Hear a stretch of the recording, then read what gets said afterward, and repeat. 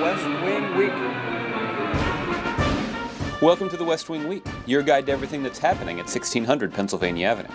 But first, a brief message from the Director of the White House Office of Energy and Climate Change Policy, Carol Browner. Stay informed on the federal response to the BP oil spill in the Gulf. Visit whitehouse.gov and learn more about the administration's actions to contain the spill and control the damage, as well as assist those in the affected areas. This week, May 28th to June 3rd, or More All.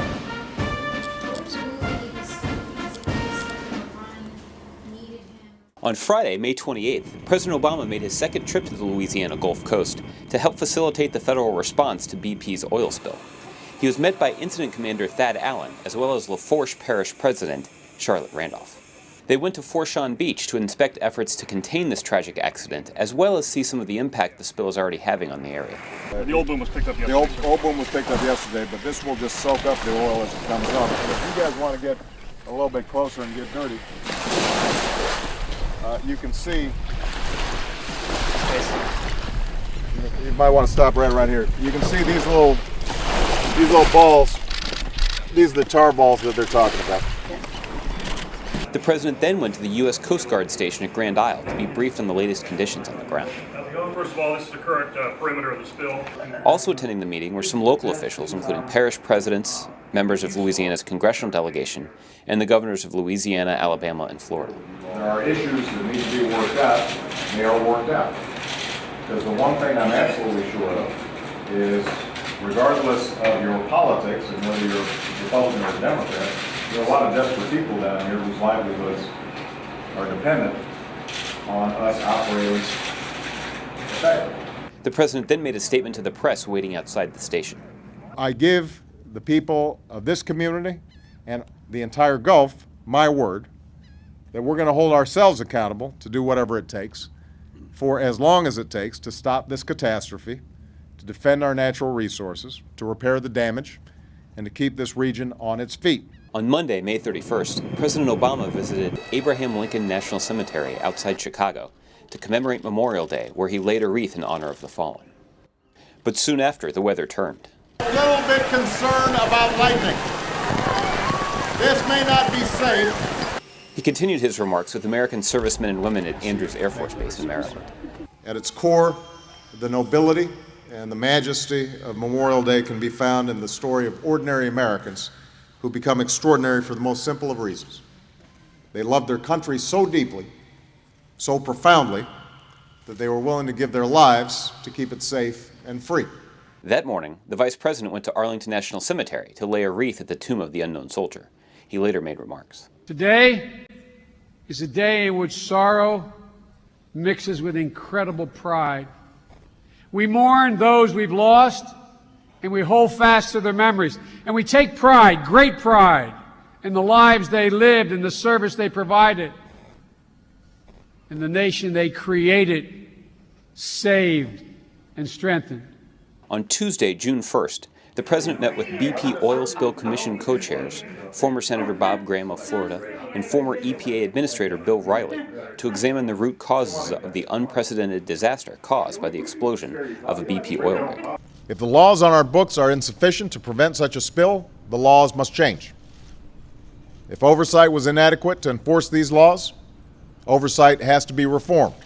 Later that day, the president met with Peruvian President Garcia, discussing ways to create jobs and prosperity in both our nations, as well as tackle larger international issues, such as climate change and nuclear proliferation.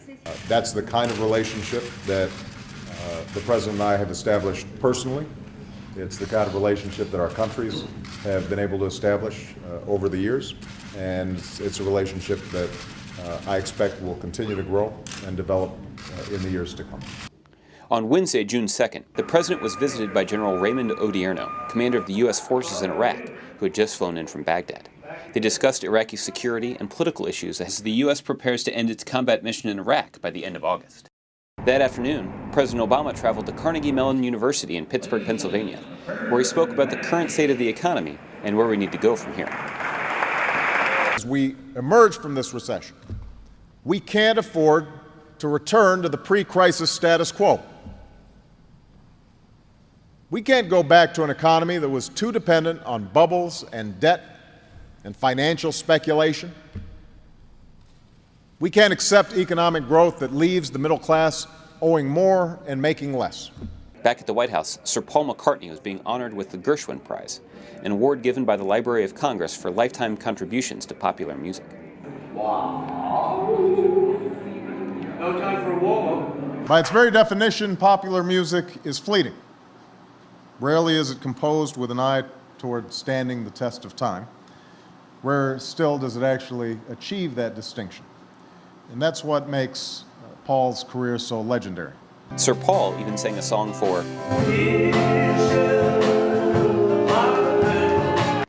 On Thursday, June 3rd, President Obama welcomed 2009 National Spelling Bee champ Kavya Shiva Shankar of Olathe, Kansas to the Oval Office. Come on in. Well, we're very proud of you. Go through how many competitions to end up being the national champion? Well, that year it was my school bee, my class bee, my school bee, then my regionals, and then it was a national competition. Whew. Yeah. That's a lot of work. Yeah.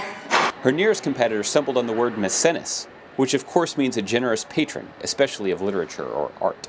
The president then went to Foggy Bottom, home of the U.S. State Department, to join Secretary of State Hillary Clinton at a reception for the U.S.-India Strategic Dialogue. These talks build on the foundations laid down during India's state visit last fall on a myriad of key issues. The relationship between the United States and India is fundamentally unique because, as our strategy explains, we share common interests, but we also share common values.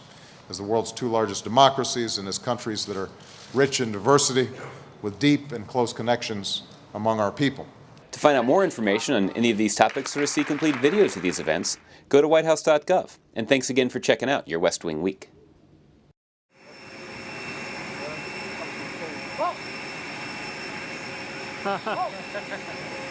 Too funny.